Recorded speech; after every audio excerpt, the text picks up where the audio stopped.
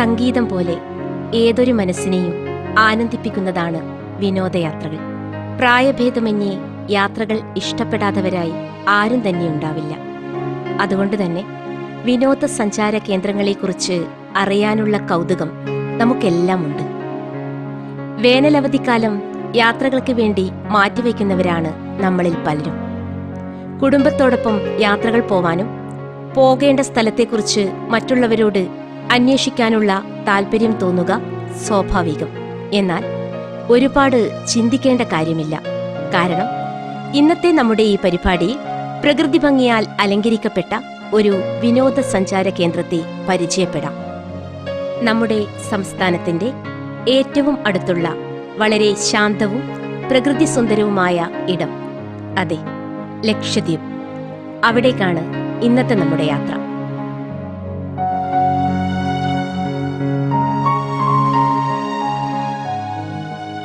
(1956) November 1 രൂപീകൃതമായ ഭാരതത്തിന്റെ ഏറ്റവും ചെറിയ കേന്ദ്രഭരണ പ്രദേശമായ ലക്ഷദ്വീപിനു പറയാൻ ഏറെ ചരിത്ര ഐതിഹ്യങ്ങളുണ്ട്. കേരളത്തിൽ നിന്നും പടിഞ്ഞാറ് അറബിക്കടലിൽ ഏകദേശം 220 മുതൽ 440 കിലോമീറ്റർ വരെ ദൂരെ സ്ഥിതി ചെയ്യുന്ന 36 ദ്വീപുകളുടെ കൂട്ടായ്മയാണ് ലക്ഷദ്വീപ്. 32 സ്ക്വയർ കിലോമീറ്റർ വിസ്തൃതിയിൽ 2011 സെൻസസ് പ്രകാരം 65,000 ജനങ്ങളാണ് 11 ദ്വീപുകളിലായി അധിവസിക്കുന്നത്. ദ്വീപുകളിൽ ജനവാസം ആരംഭിച്ചതിനെക്കുറിച്ച് വ്യത്യസ്ത നിഗമനങ്ങൾ നിലനിൽക്കുന്നുണ്ടെങ്കിലും മിനിക്കോയ് ദ്വീപിലെ ജനങ്ങൾ മാലിദ്വീപിൽ നിന്നും മറ്റ് 9 ദ്വീപുകളിലുള്ളവർ മലബാർ തീരദേശവാസികളുടെ പിന്മുറക്കാരായും വിലയിരുത്തപ്പെടുന്നു. അതുകൊണ്ട് തന്നെ മിനിക്കോയ് ദ്വീപിൽ മഹൽ ഭാഷയും മറ്റു ദ്വീപുകളിൽ ദ്രാവിഡ ശൈലികൾ അടങ്ങിയ മലയാള ഭാഷയുമാണ് ലക്ഷദ്വീപിന്റെ വാമൊഴി. ലക്ഷദ്വീപിന്റെ ചരിത്രത്തെക്കുറിച്ച് കൂടുതൽ അറിയുന്നതിനു മുൻപേ ഏവരെയും ആകർഷിക്കുന്ന അവിടെയുള്ള വിവിധ വിനോദസഞ്ചാര കേന്ദ്രങ്ങളെ പരിചയപ്പെടാം. ലക്ഷദ്വീപ് ടൂറിസം ഓഫീസർ ഇമിത്യാസ് മുഹമ്മദ് അതിനെക്കുറിച്ച് കൂടുതൽ വിശദീകരിക്കുന്നു. ഇൻഹാബിറ്റഡ് ഐലൻഡ്സ് ആയിട്ടുള്ള കവരത്തി, കഡ്മത്ത്, കൽപ്പേനി, മിനിക്കോയ്, ഗുവാഹത്തി ഉണ്ട്. ബംഗാരം ഐലൻഡ്സ് 5 to 6 ഐലൻഡ്സിലാണ് ലക്ഷദ്വീപ് ടൂറിസം വളരെ വൈബ്രന്റ് ആയിട്ട് വളരെ എക്സ്റ്റൻസീവ് ആയിട്ട് ടൂറിസം നടക്കുന്നത്. നമുക്ക് ഇവിടെ സമുദ്രം പാക്കേജ് നമ്മൾ ഓപ്പറേറ്റ് ചെയ്യുന്നുണ്ട്. ദാറ്റ് ഈസ് ഓൾസോ കഴിഞ്ഞൊരു 25 years വളരെ സക്സസ്ഫുൾ ആയിട്ട് ഓപ്പറേറ്റ് ചെയ്തുകൊണ്ടിരിക്കുന്ന ഒരു പാക്കേജ് ആണ്. അതൊരു 4-5 days 4 nights പാക്കേജ് ആണ്.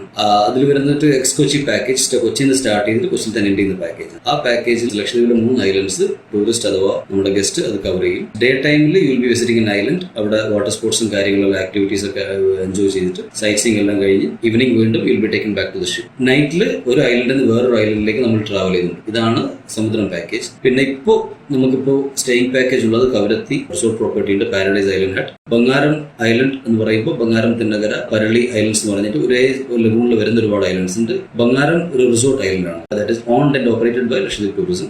അവിടെ നമുക്ക് ടൂറിസ്റ്റ് സ്റ്റേയിങ് പാക്കേജ് ഉണ്ട്. Kavaratti, Bangaram and Minicoy staying package നമ്മൾ ഓപ്പറേറ്റ് ചെയ്യുന്നു. പിന്നെ നമുക്കുള്ള ക്രൂസ് ടൂറിസം, കൊടൈലെ ക്രൂസസ് കുറെ നാളുകളായിട്ട് ഒരു കഴിഞ്ഞൊരു 2021 മുതൽ till date the first season they came to Kadmat island. ഇപ്പൊ 2 വർഷമായിട്ട് അഗത്തി ഐലൻഡിലേക്ക് അവർ വന്നുകൊണ്ടിരിക്കുകയാണ്.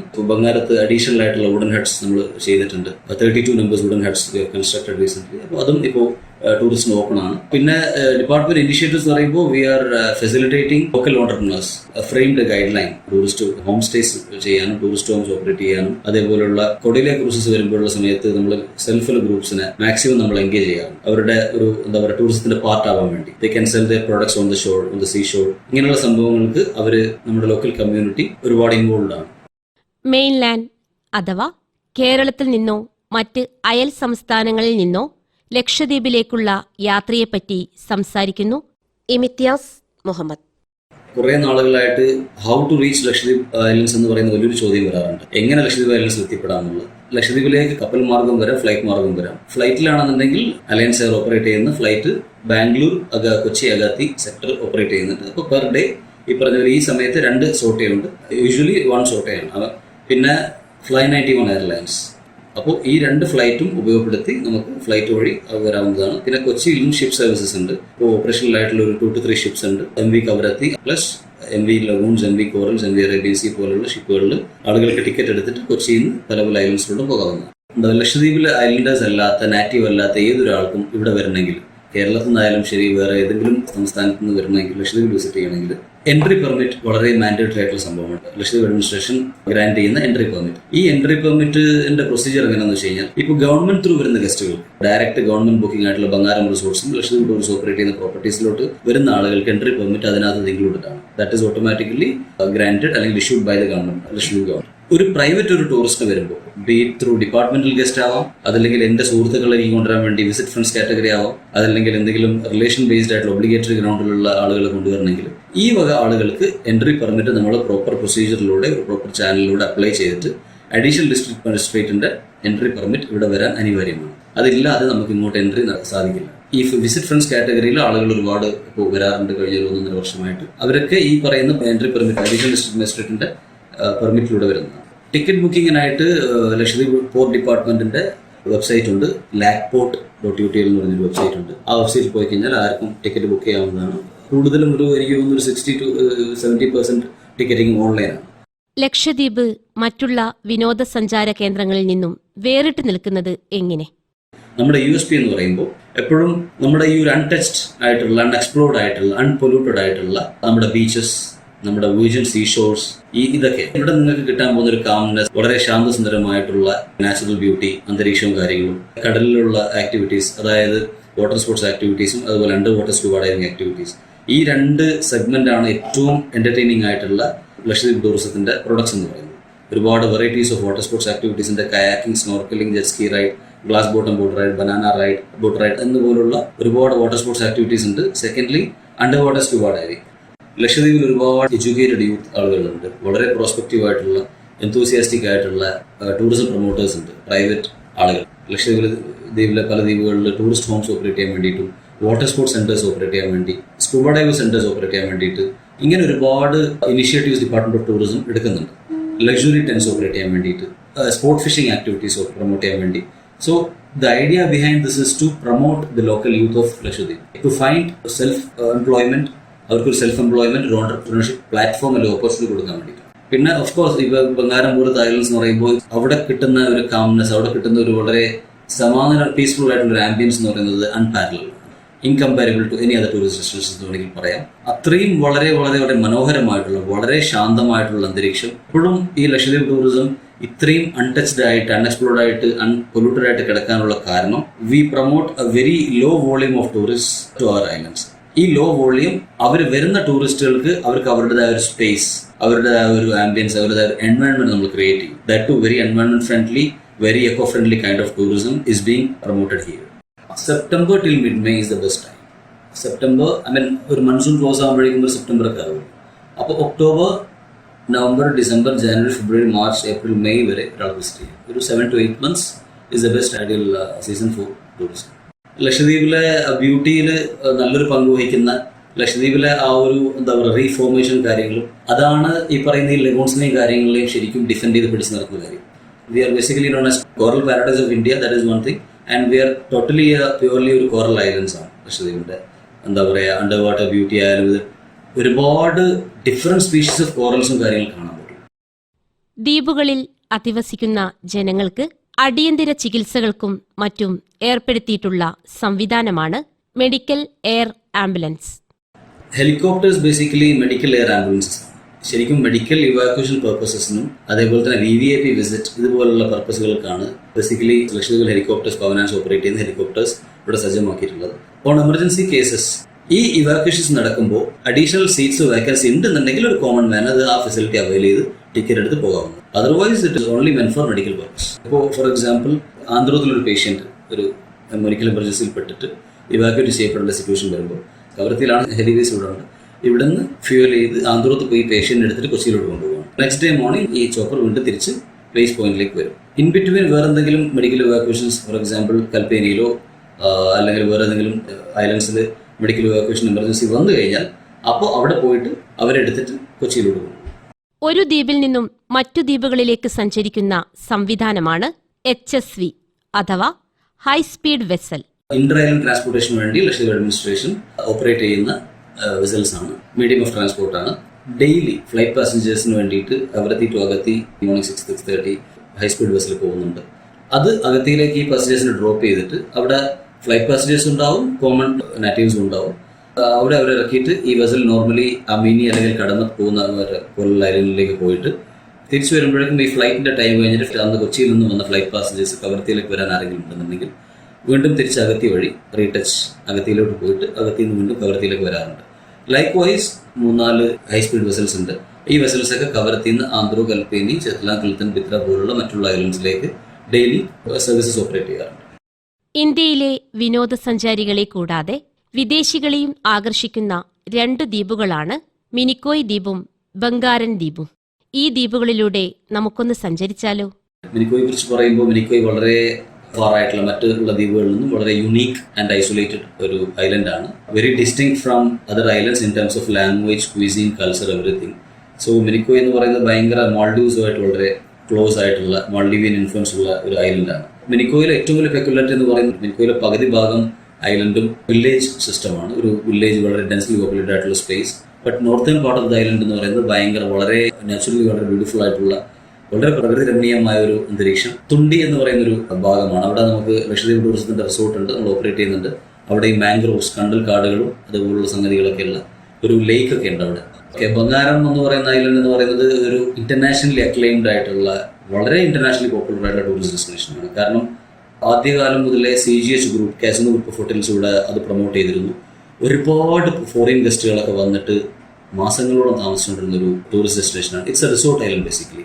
ആൻഡ് ബീങ് ആൻ ഐലൻഡർ, ഞാൻ ആദ്യമായിട്ട് ബംഗാരത്ത് പോയപ്പോൾ ഞാൻ വളരെ അത്ഭുതപ്പെട്ടു പോയി. കാരണം വളരെ ഒരു ദൈവത്തിന്റെ മിറാക്കിൾ എന്ന് തന്നെ പറയാം. ബംഗാരം, തിന്നകര, പരളി 1, 2 എന്ന് പറയുന്ന വളരെ ചെറിയ തുരുത്തുകൾ എല്ലാം ഒരേ ലഘുവിനകത്ത് വരുന്ന ഐലൻഡ്സ് ആണ്. സോ അവിടെയുള്ള നാച്ചുറൽ ബ്യൂട്ടി എന്ന് പറയുന്നത് it's mesmerizing. You will be very much relaxed, very much rejuvenated to spend your evening there. Pinna in terms of natural beauty, Bangaram is preferred by many. National tourist മാത്രമല്ല, domestic tourist മാത്രമല്ല, ഒരുപാട് international ടൂറിസ്റ്റും വളരെ വളരെ അധികം prefer ചെയ്യുന്ന tourist ഡെസ്റ്റിനേഷനാണ് Bangaram. അതിന്റെ കൂടെ തന്നെ ബംഗാരത്തിന്റെ ഒരു എടുത്തു പറയേണ്ട ഒരു കാര്യം, pertinent to mention that the sandbank in Bangaram in the evening, sandbank formation, ഈവനിങ്ങിൽ 4:30 മുതൽ ഒരു 7 o'clock വരെയുള്ള സാൻഡ്ബാങ്ക് ഫോർമേഷൻ, അവിടെ കിട്ടുന്ന നാച്ചുറൽ ബ്യൂട്ടി അല്ലെങ്കിൽ ഓപ്പർച്യൂണിറ്റി എന്ന് പറയുന്നത് ഭയങ്കര ഹ്യൂജാണ്. പ്രോമിസിംഗ് ആയിട്ടുള്ള ടൂറിസ്റ്റ് ഡെസ്റ്റിനേഷനാണ് ബംഗാരം. നമ്മുടെ ഭാഷയുടെ ഓൾഡസ്റ്റ് ഫോം എന്ന് പറയുന്നത് ജസരിയാണ്. ജസരി എന്ന് പറയുന്ന ഒരു ഫോമാണ് നമ്മുടെ ഭാഷയുടെ പുരാന രീതിക്ക് പറഞ്ഞുകൊണ്ടിരുന്ന പേര്. അപ്പോൾ എനിക്ക് അറിഞ്ഞത് ഒരു 4 ഭാഷയുടെ അമാൽഗമേഷൻ ആണ്. അപ്പോൾ ഏതൊക്കെ ഭാഷ എന്നുള്ള I am still confused. Malayalam, Urdu, Sanskrit, Tamil. മലയാളത്തിൻ്റെ ഒരു ഡയലക്റ്റ് ഫോമാണ് ജസരിയാണ്. മിനിക്കോയ് ഒഴിച്ച് ബാക്കിയുള്ള ദ്വീപിലും സെയിം ലാംഗ്വേജ്. മിനിക്കോയ് ദ്വീപുകാർ സംസാരിക്കുന്ന ഭാഷ മഹൽ ഭാഷയാണ് അവർ സംസാരിക്കുന്നത്. അത് കുറേ കൂടി മാൽഡീവിയൻ ലാംഗ്വേജ് ആയിട്ട് കുറേ കൂടി ഒരു ഇൻഫ്ലുവൻസ് ഉള്ള language. Coral paradise of India എന്ന് അഭിമാനത്തോടെ അറിയപ്പെടുന്ന ലക്ഷദ്വീപിനെ കുറിച്ചും അവിടെയുള്ള വിനോദസഞ്ചാര മേഖലയെക്കുറിച്ചും കേട്ടു. ഇനി സ്വാതന്ത്ര്യത്തിനു മുമ്പുള്ള ലക്ഷദ്വീപിന്റെ ഭരണത്തെക്കുറിച്ചും അറിയാം.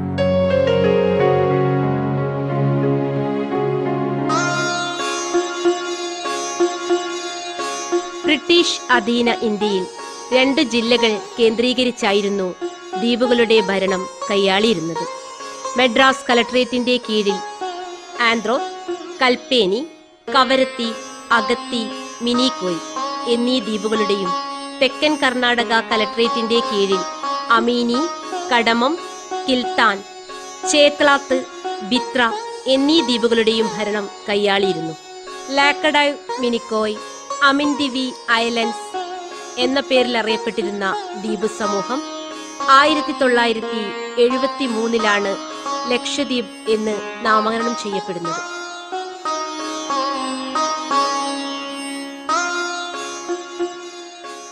ലക്ഷദ്വീപിന്റെ തലസ്ഥാനമായ കവരത്തിയിൽ സ്ഥാപിച്ച മറൈൻ അക്വേറിയം മ്യൂസിയത്തിൽ ജോലി ചെയ്യുന്ന അസിസ്റ്റന്റ് ക്യൂറേറ്റർ ശ്രീ ലിറർ തന്റെ 36 വർഷത്തെ അനുഭവങ്ങൾ പങ്കുവയ്ക്കുന്നു.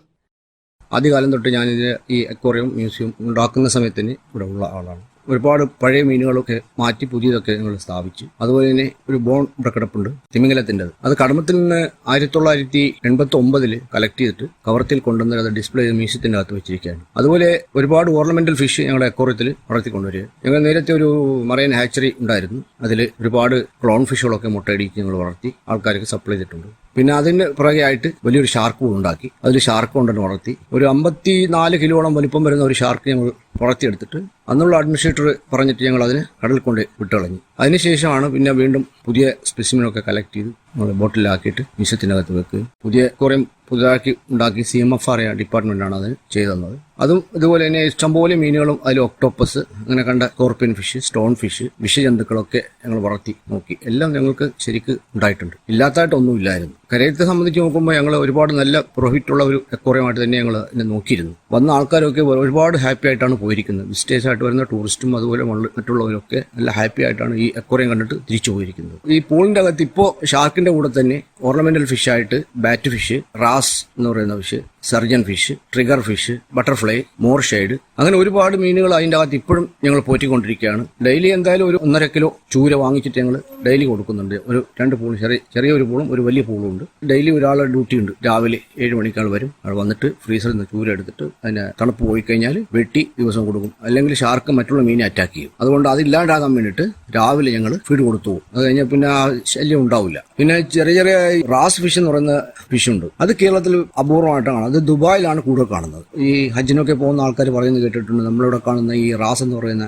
ഈ പാരറ്റ് ഫിഷ്, റാസ്, ഇങ്ങനെ കണ്ട സാധനങ്ങളൊക്കെ കേരളത്തിൽ എവിടെയും വലിയ കാണാനില്ല എന്ന് പറഞ്ഞു. അത് കാരണം കോറലില്ലാത്ത സ്ഥലത്ത് അത് ഉണ്ടാവില്ല. അത് കോറൽ ഫിഷാണ്. ശരിക്കും പറഞ്ഞാൽ ഈ റാസും അതുപോലെ ഈ പാരറ്റ് ഫിഷും അത് കോറൽ ഫിഷാണ്. അപ്പൊ ഈ കോറൽ ഫിഷ് കോറൽ ഉള്ളിടത്തേ ഉണ്ടാവുള്ളൂ. കേരളത്തിൽ നമ്മൾ അടുത്ത ഭാഗം നമ്മൾ കാണുന്നതല്ലേ, ഒരു കലക്ക് വെള്ളമില്ല. അപ്പോൾ അവിടെ ഈ തെളിഞ്ഞ വെള്ളം ഇല്ലാത്തതുകൊണ്ട് അവിടെ കോറൽ അത്ര പെട്ടെന്ന് വളരില്ല. അപ്പൊ അവിടെ ഈ സാധനം കാണുന്നില്ല എന്നാ പറയുന്നത്. ഈ കോറൽ എന്ന് പറയുന്ന സാധനം ജീവനുള്ളതാണ്. ഏതെങ്കിലും ഒരു സാധനത്തിന്റെ മുകളിൽ വളർന്നു വരുന്ന ഒരു സാധനമാണ് കോറൽ എന്ന് പറയുന്നത്. കോറൽ സാധാരണ പ്ലാങ്ക്ടനും പോളിപ്പിൾസ് ഇങ്ങനെ കണ്ട സാധനങ്ങളൊക്കെ അടിഞ്ഞുകൂടുന്ന ഒരു വസ്തുവാണ് കോറലായിട്ട് മാറുന്നത്. അത് മൊത്തമായിട്ട് കാൽസ്യമാണ്. നമ്മൾ ഈ കോറൽ എടുത്തിട്ട് പണ്ട് കാലങ്ങളിലൊക്കെ ചുട്ട് കഴിഞ്ഞാൽ നല്ല ഒന്നാന്തരം ചുണ്ണാമ്പ് കിട്ടും. ഇപ്പൊ ദ്വീപിൽ പണ്ട് വീടൊക്കെ ഉണ്ടാക്കുന്ന ചുണ്ണാമ്പ് ഉണ്ടാക്കുന്നത് ഈ ഡെഡ് കോറലൊക്കെ കളക്ട് ചെയ്തിട്ട് അതിന്റെ കൂടെ കുറച്ച് കല്ലും, ഈ കാൽസ്യം കല്ലുണ്ടല്ലോ, കോറൽ കല്ല്, ആ കല്ല് കുറച്ച് വലിപ്പമുള്ള കല്ല് കിട്ടും. അങ്ങനെയുള്ള ആ കല്ലൊക്കെ കളക്ട് ചെയ്തിട്ടാണ് നമ്മൾ പണ്ട് കാലങ്ങളിൽ വീടുണ്ടാക്കാൻ വേണ്ടി കോറൽസ് എടുത്തു കൊണ്ടുവന്ന് ഉണക്കി അതിനെ ചുട്ടെടുത്തിട്ടാണ് കുമ്മായ ഉണ്ടാക്കും. 100, ഞങ്ങൾ 100 എന്നാണ് പറയുന്നത്. കുമ്മായ എന്ന് പറയുന്ന സാധനം എടുത്തിട്ട് അതുകൊണ്ടാണ് ഉണ്ടക്കല്ല് വെച്ചിട്ട് അതിന്റെ മുകളിൽ 100 വിരിച്ചു കൊടുത്താൽ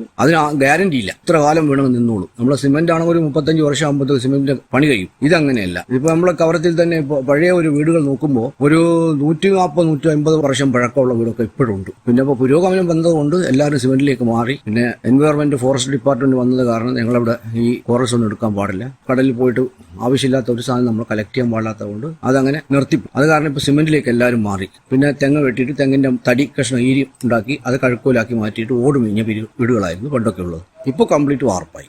ഇവിടുത്തെ സസ്യം മെയിൻ ആയിട്ടുള്ള തെങ്ങ് മാത്രമേ ഉള്ളൂ. വേറെ ഒരു സസ്യം ഇവിടെ ഇല്ല. തെങ്ങിൽ കിട്ടുന്ന ഫലങ്ങൾ കൊണ്ട് നമ്മൾ കൊപ്ര ഉണ്ടാക്കിയിട്ട് കൊപ്ര കരയെ കൊടുത്ത് അതിന്റെ പൈസ കൊണ്ട് ജീവിക്കുന്ന ആൾക്കാരുണ്ട്. പിന്നെ ഇവിടെ ഇപ്പോൾ 2 മില്ലുണ്ട്, വെളിച്ചെണ്ണ ഉണ്ടാക്കുന്ന മില്ല്. നല്ല പ്രോഫിറ്റാണ് ആ മില്ല്. അവർക്ക് ഒരു കറയില്ലാത്ത, ഒരു മായ ഇല്ലാത്ത ശുദ്ധമായ വെളിച്ചെണ്ണയാണ് ഇവിടെ നിന്ന് കൊടുക്കുന്നത്. ഈ മ്യൂസിയത്തിൽ വിനോദസഞ്ചാരികൾക്ക് ഏറെ ആസ്വാദനയോഗ്യമായ വിവിധ പുരാവസ്തു ശേഖരങ്ങളെക്കുറിച്ച് സംസാരിക്കുന്നു.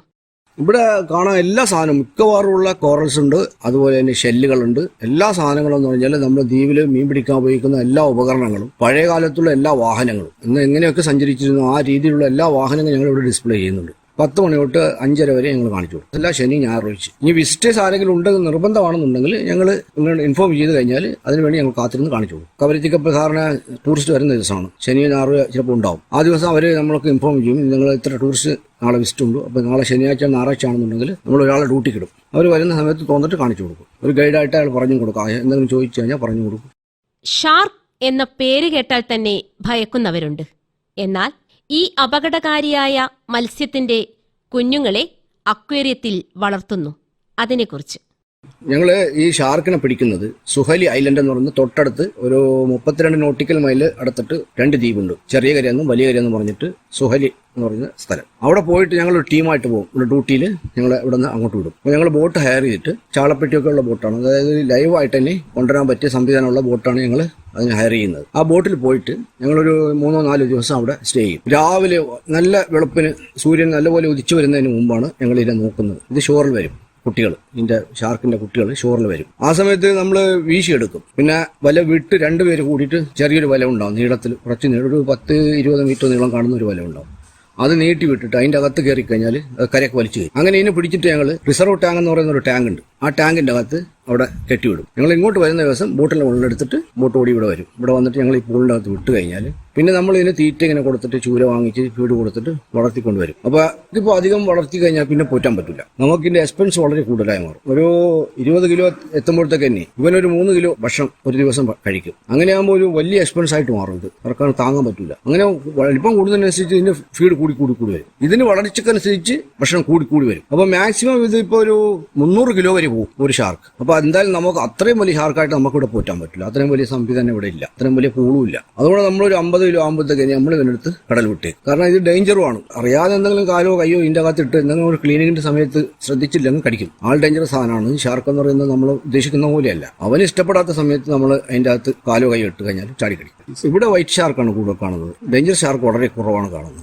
അത് എന്തോ അറിയില്ല, അതിന് ഡീപ്പ് എവിടെയാണെന്ന് ശരിക്കറിയാം. നമ്മൾ വിട്ടാൽ തന്നെ കാണും, ഡീപ്പിലേക്ക് പോകുന്ന തന്നെ കാണാം. പരിസരം അറിയാണ്ട് ചുറ്റിക്കളിക്കുന്നൊരു തോന്നൽ നമുക്കുണ്ടാവും. ഞങ്ങളും അങ്ങനെയാണ് സങ്കല്പിച്ചത്. ഷോറിലേക്ക് തന്നെ തിരിച്ചു വന്ന് അവിടെ തന്നെ കറങ്ങി നടക്കുമെന്ന് വിചാരിച്ച്. പക്ഷെ അങ്ങനെയല്ല സംഭവിച്ചത്. വിട്ടപ്പോൾ തന്നെ ഡീപ്പിലേക്ക് പോയി, ഓടി നമ്മൾ കാണാത്തടത്തേക്ക് മറഞ്ഞു പോയി. പിന്നെ കണ്ടില്ല. അങ്ങനെയാണ് അതിന്റെ അവർ ചെയ്യുന്നത്. ഒരു പ്രാവശ്യം ഇങ്ങനെ സുഹലി ദ്വീപിൽ കലക്ഷന് പോയപ്പോൾ ഈലെന്ന് പറഞ്ഞൊരു സാധനമുണ്ട്, മലഞ്ഞെന്ന് പറയും. ഞങ്ങൾ പാമ്പ് മാതിരി തടിച്ചിട്ട് നല്ല ഒരു 25-30 സെന്റിമീറ്റർ ഡയാവുള്ള സാധനം നീട്ടമുള്ള സാധനം, ഒരു 2 മീറ്റർ നീട്ടമുള്ള സാധനം. അതൊരു പ്രാവശ്യം എന്നെ കടിച്ചിട്ടുണ്ട് കാലിൽ. നല്ലപോലെ മുറിവേറ്റിട്ടുണ്ട്. അപ്പോൾ കടിച്ചിട്ട് വിഷമില്ല, പക്ഷേ നമ്മൾ കാലിൽ നീര് വരും. കടിച്ച ആ സ്പോട്ടിൽ മറ്റേ പാമ്പിൻ്റെ മാതിരി വിഷമൊന്നുമില്ല. അങ്ങനെ ഒരു സംഭവം എനിക്ക് ജീവിതത്തിൽ ഉണ്ടായിട്ടുണ്ട്. പിന്നെ ഇവിടെ പല ആൾക്കാർക്കും സ്റ്റോൺ ഫിഷിന്റെ മുള്ളു കുത്തിയിട്ടുണ്ട്, പിന്നെ സ്കോർപ്പിയൻ ഫിഷിന്റെ മുള്ളു കുത്തിയിട്ടുണ്ട്. അത് രണ്ടും പോയിസനാണ്, കംപ്ലീറ്റ് പാമ്പിന്റെ മാതിരിയുള്ള പോയിസനാണ്. ആൾ എത്രയും പെട്ടെന്ന് ഒരു 2 മണിക്കൂറുള്ള നമ്മൾ ഹോസ്പിറ്റലിൽ എത്തിച്ച് ഇഞ്ചക്ഷൻ എടുക്കണം, ഇല്ലെങ്കിൽ പണി കിട്ടും. ആൾ ചിലപ്പോൾ മരിച്ചു പോകാനുള്ള അവസരം വരെ ഉണ്ടാവും. അത്രയും വിഷമുള്ള ഈ കടപ്പുറത്ത് ഇഷ്ടംപോലെ കാണുന്നുണ്ട്. ഈ സ്റ്റോൺ ഫിഷ് എന്ന് പറഞ്ഞാൽ മണ്ണിൽ പൂന്ന് കിടക്കുന്ന സാധനമാണ്. അറിയാം, ചോട്ടിപ്പോയാൽ നമ്മൾ കാലിപ്പോൾ ചെരുപ്പില്ലാതെ നമ്മൾ കടൽ കുളിക്കാവുന്ന സമയത്ത് ചിലപ്പോൾ ഷൂവോ ചെരുപ്പോ ഒന്നും ഉണ്ടാവില്ല. അങ്ങനെ ചോട്ടി പോകണമെന്നുണ്ടെങ്കിൽ നമ്മൾ ഇതിൽ കൊടുക്കും. അപ്പോൾ അപ്പം തന്നെ ആ രോഗി തലകറക്കം വരും, ബോധം കെടും, പിന്നെ കൊണ്ടുപോകും. പിന്നെ ചില സമയങ്ങളിൽ കടപ്പുറത്ത് ജെല്ലി ഫിഷ് ഇഷ്ടം പോലെ കാണാൻ പറ്റും. അപ്പോൾ ആ സമയത്ത് ആരും കടലിൽ കുളിക്കാൻ ഇറങ്ങില്ല. ജെല്ലി ഫിഷ് സ്വതവേ ഒരു ഡേഞ്ചർ സാധനമാണ്. മേത്തെറ്റ് ചൊറിച്ചിലുണ്ടാവും, പിന്നെ ശ്വാസതടസ്സമൊക്കെ ഉണ്ടാവും. എത്തിക്കഴിഞ്ഞാൽ ജൂൺ ജൂലൈ മൺസൂൺ തുടങ്ങൂലേ, ആ സമയത്താണ് അത് വരുന്നത്. അത് കടലിളകുന്ന സമയത്ത് പൊട്ടി വരുന്നതാണെന്ന് തോന്നുന്നു. എവിടെ നിന്നും ഇളകി പൊട്ടി ബബിൾസ് സാധനം ആയതുകൊണ്ട് പൊങ്ങിയിട്ട് അത് ഡ്രിഫ്റ്റ് ചെയ്ത് വന്ന് കയറുന്നതാണ്. ഓരോ ദ്വീപിലും വന്ന് കയറും. ഒരു നല്ലൊരു ഞാറ് മാതിരി ഒരു സാധനമുണ്ട്. അതൊക്കെ മേത്തെത്തിക്കഴിഞ്ഞാൽ നല്ല ചൊറിച്ചിനും കട്ടിയൊക്കെ ഉണ്ടാവും. ആ ഒരു ബ്ലൂ കളറാണ്. പിന്നെ കളർലെസ് ഉണ്ട്, ഒരു വൈറ്റ് ആയിട്ട് തന്നെ നമ്മൾ ഐസ് മാതിരി. അങ്ങനെ 2 സാധനം ഉണ്ടാവും. അറബിക്കടലിന്റെ അടിത്തട്ടിൽ തെക്ക് വടക്കായി ഉയർന്നു നിൽക്കുന്ന ചാഗോസ്, ലാക്കഡൈസ് റിഡ്ജ് പർവ്വത ശിഖരങ്ങളിൽ സ്ഥിതി ചെയ്യുന്ന ലക്ഷദ്വീപുകളെക്കുറിച്ച് മനുഷ്യർ കടലിലൂടെ ജലവാഹനങ്ങളിൽ സഞ്ചരിക്കാൻ ആരംഭിച്ച പ്രാചീന കാലം മുതൽക്ക് തന്നെ പരാമർശിക്കപ്പെട്ടിരുന്നു. പ്രധാനമായും അറേബ്യ ലക്ഷ്യമാക്കിയവരുടെയും മലബാർ ലക്ഷ്യമാക്കി നീങ്ങിയ കപ്പൽ സഞ്ചാരികളുടെയും ഇടത്താവളമായാണ് ലക്ഷദ്വീപ് സമൂഹങ്ങൾ നിലനിന്നിരുന്നത്. AD 90കളിൽ രചിച്ച പെരിപ്ലസ് കൃതിയിലും AD 150 ടോളമിയുടെ യാത്രാവിവരണത്തിലും അമ്മിയാനസ്, മാർസിലേഴ്സ്, അൽബറൂണി, അൽ ഇദ്രീസി, അസ്ലൈറ്റ് ഷെയ്ഖ്, സൈനുദ്ദീൻ മഖ്ദൂം, ഇബ്ന ബത്തൂത്ത ഉൾപ്പെടെ നിരവധി പേരുടെ യാത്രാവിവരണങ്ങളിലും മാഹ്വാൻ, ഫാഹിയാൻ എന്നിവരുടെയും ചില ബുദ്ധജാതക കഥകളിലും പ്രാചീന ലക്ഷദ്വീപിനെ കുറിച്ച് പ്രതിപാദിച്ചിട്ടുണ്ട്. ഇങ്ങനെ സംഘകാലത്തുണ്ടായ കപ്പൽ യാത്രയെക്കുറിച്ച് കേട്ടറിയുമ്പോൾ നമുക്കും തോന്നിയേക്കാം, ഒരു തവണയെങ്കിലും വിസ്മയങ്ങളുടെ ലക്ഷദ്വീപിലേക്ക് ഒരു കപ്പൽ യാത്ര. കൊച്ചിയിൽ നിന്നും ലക്ഷദ്വീപിലേക്ക് MV ലാക്കഡൈസ്, MV Kavaratti, MV corals, പിന്നെ MV അറേബ്യൻ സി, ഇത്രയും കപ്പലുകൾ ജനങ്ങളുടെ ലക്ഷദ്വീപിലേക്കുള്ള യാത്ര സുഗമമാക്കുന്നതിന് പ്രധാന പങ്കുവഹിക്കുന്നു. ഇത്തരം ജനവാഹക കപ്പലുകളിൽ ഏറ്റവും ശേഷിയുള്ള MV കവരത്തി എന്ന കപ്പലിന്റെ ക്യാപ്റ്റൻ ശ്രീ സേതുമാധവന്റെ വാക്കുകൾ. മോട്ടോർ വെസൽ കവരത്തി എന്നാണ് ഇതിന്റെ പേര്. ഇതൊരു പാസഞ്ചർ ഷിപ്പാണ്. ഇപ്പോൾ ഏതാണ്ട് 700 പാസഞ്ചറിനെയും അതുപോലെ 68 ക്രൂ മെമ്പേഴ്സുമാണ് ഇപ്പൊ ക്യാരി ചെയ്യുന്നത്. അതിനകത്ത് ക്യാബിൻ ക്ലാസ്സസ് ഉണ്ട്, ഫസ്റ്റ് ക്ലാസ് ഉണ്ട്, സെക്കൻഡ് ക്ലാസ് ഉണ്ട്, 1 ക്ലാസ് പാസഞ്ചേഴ്സും ഉണ്ട്. അപ്പോൾ ക്യാബിൻ ക്ലാസ് പാസഞ്ചേഴ്സിൽ ഫസ്റ്റ് ക്ലാസ്സിൽ ഞങ്ങൾക്ക് ഒരു 200 പേരെ എടുക്കാം, സെക്കൻഡ് ക്ലാസ്സിലും ഏതാണ്ട് 200 പേര്, പിന്നെ ബങ്കിൽ 300 പേര്. അപ്പോൾ അങ്ങനെ ടോട്ടലി 700 പേരെയാണ് നമ്മൾ പാസഞ്ചേഴ്സ് ആയിട്ട് കൊണ്ടുപോകുന്നത്. അതുപോലെ ക്രൂവില് 68 പേരാണ് ഞങ്ങൾ ഇപ്പോൾ ഉള്ളത്. ക്രൂവിന്റെ കപ്പാസിറ്റി നമുക്കൊരു 101 വരെ എടുക്കാം. പക്ഷെ അപ്പൊ അത് ഞങ്ങൾ എടുക്കുന്നില്ല, കാരണം ഇപ്പൊ തന്നെ അതിന്റെ റിക്വയർമെന്റ് ഇല്ലാത്തതുകൊണ്ട് അത്ര എടുക്കുന്നില്ല. 68 പേര് വെച്ചാണ് ഇപ്പോൾ സെയിൽ ചെയ്യുന്നത്. സമുദ്രം പാക്കേജ് എന്ന് പറയുന്ന ഒരു ടൂറിസ്റ്റിന്റെ പാക്കേജ് ഇത് കണ്ടക്ട് ചെയ്യുന്നുണ്ട്. ഈ ഷിപ്പിൽ ക്യാബിൻസ് ഒക്കെ കൂടുതലുള്ളതുകൊണ്ടാണ് അത് ആ പാക്കേജ് ഞങ്ങൾ കണ്ടക്ട് ചെയ്യുന്നത്. അപ്പൊ അത് കാരണം കുറെ ആൾക്കാർക്ക് ലക്ഷദ്വീപ് കാണാനും അതുപോലെ ലക്ഷദ്വീപിന്റെ കാര്യങ്ങളൊക്കെ അറിയാനുള്ള ഒരു ചാൻസ് കിട്ടുന്നുണ്ട്. ഞങ്ങള് ക്രൂ പറയുമ്പോൾ ജസ്റ്റ് ഒരു 3 ഡിപ്പാർട്ട്മെന്റ് ആയിട്ടാണ് ഇത് വർക്ക് ചെയ്യുന്നത്. നാവിഗേഷൻ ഡിപ്പാർട്ട്മെന്റ്, പിന്നെ engine department and saloon department.